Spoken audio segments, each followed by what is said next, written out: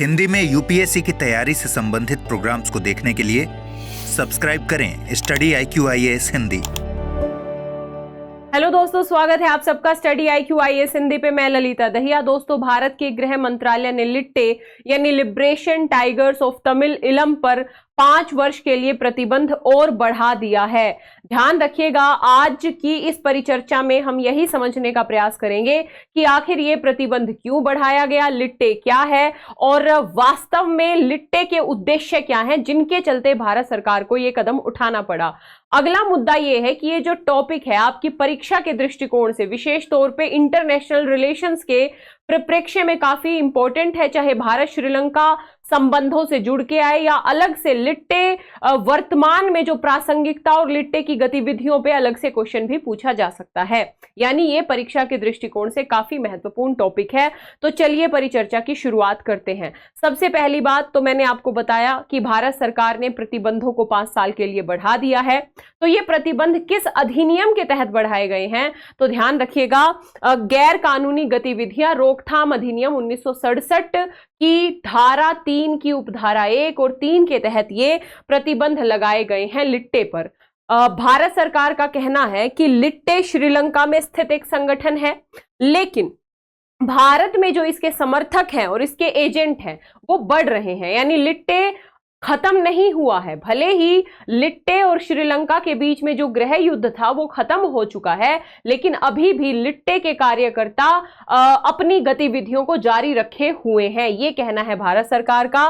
स्पष्ट तौर पे कहा गया है कि लिट्टे अभी भी उन गतिविधियों में लिप्त है जो देश की अखंडता, सुरक्षा, संप्रभुता के लिए हानिकारक है। मई 2009 में श्रीलंका से अपनी सैन्य हार के बाद भी लिट्टे ने इलम की अवधारणा को नहीं छोड़ा है। ये इलम की अवधारणा क्या है, तो तमिलों के लिए एक अलग देश। ध्यान रखिएगा, श्रीलंका के उत्तर और पूर्वी क्षेत्र में तमिल है और भारत के तमिलों को भी मिला के एक अलग तमिल देश की डिमांड करता रहा है। ये जो लिट्टे का उद्देश्य रहा है, अलग तमिल देश की डिमांड करना, तो ये कहीं ना कहीं हमारे देश की संप्रभुता के खिलाफ हो सकता है, क्योंकि हमारे देश के एक हिस्से को भी वो अपने उद्देश्य में शामिल किए हुए हैं। तो ऐसे में ऐसे संगठन के ऊपर प्रतिबंध लगाना जरूरी है। साथ ही भारत सरकार की तरफ से यह कहा गया कि ये आज भी धन उगाहने, प्रचार गतिविधियों के लिए इलम का जो इनका उद्देश्य है उस पे काम कर रहे हैं। लिट्टे नेताओं और कैडर के बिखरे हुए जो नेता हैं उनको फिर से संगठित किया जा रहा है। स्थानीय और अंतर्राष्ट्रीय स्तर पर संगठन को पुनर्जीवित करने के प्रयास शुरू किए गए हैं लिट्टे के द्वारा। इस अधिसूचना में स्पष्ट तौर पे कहा गया है दोस्तों कि लिट्टे समर्थक तत्व जनता के बीच अलगाववादी प्रवृत्ति को बढ़ावा दे रहे हैं। भारत विशेष तौर पे तमिलनाडु में लिट्टे के समर्थन का आधार बढ़ रहा है। तो ऐसे में भारत की क्षेत्रीय अखंडता पर एक विघटनकारी जो प्रभाव है वो बढ़ सकता है लिट्टे की इन गतिविधियों के चलते। ध्यान रखिएगा, अपनी अलग मातृभूमि यानी तमिल इलम का जो इनका उद्देश्य है उसमें भारत के क्षेत्र के एक हिस्से को संघ से अलग करना भी इनका उद्देश्य है, जो ये गैर कानूनी गतिविधियों के दायरे में आता है। अतः भारत को लिट्टे पे जो प्रतिबंध है वो लगाना कहीं ना कहीं जरूरी था, ताकि ऐसी गैर कानूनी गतिविधियों को रोका जा सके।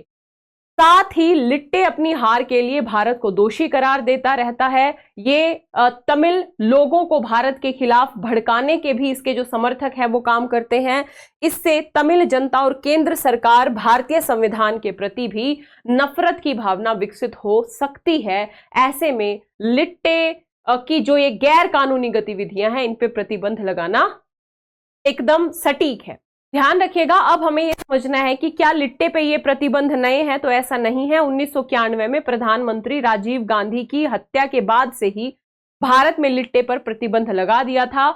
2014 में 5 साल के लिए प्रतिबंध बढ़ाया, फिर 2019 में बढ़ाया और अब फिर से 5 साल के लिए प्रतिबंध बढ़ा दिए गए हैं। तो इस तरीके से प्रतिबंधों का विस्तार होता रहता है, ध्यान रखिएगा।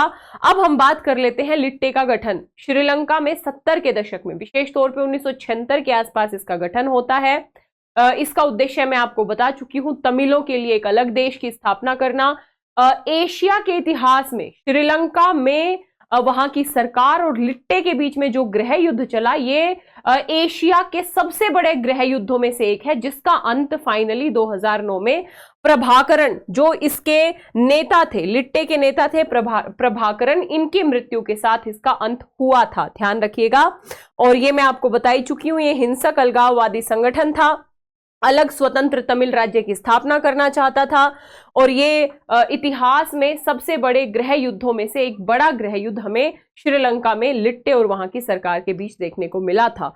तो ऑफिशियली तो 2009 में लिट्टे खत्म हो गया, लेकिन भारत सरकार का कहना है कि अभी भी लिट्टे के जो समर्थक हैं वो पुनर्जीवित हो रहे हैं, संगठन को पुनर्जीवित कर रहे हैं, ये सोशल मीडिया के थ्रू बड़े स्तर पे अपने विचारों का प्रचार प्रसार कर रहे हैं, धन एकत्रित कर रहे हैं, भारत के जो तमिल क्षेत्र के लोग हैं वहां को बरगला रहे हैं, भारत के खिलाफ विरोधी जो भावनाएं हैं वो एक तरीके से जता रहे हैं। तो ऐसे में ये भारत की क्षेत्रीय अखंडता, सुरक्षा, संप्रभुता के लिए बड़ा खतरनाक संगठन हो सकता है। ध्यान रखिएगा। इसी तरीके से काफी सारे अन्य संगठनों को भी भारत सरकार ने प्रतिबंध लगा रखा है। तो ये एक छोटी सी परिचर्चा थी।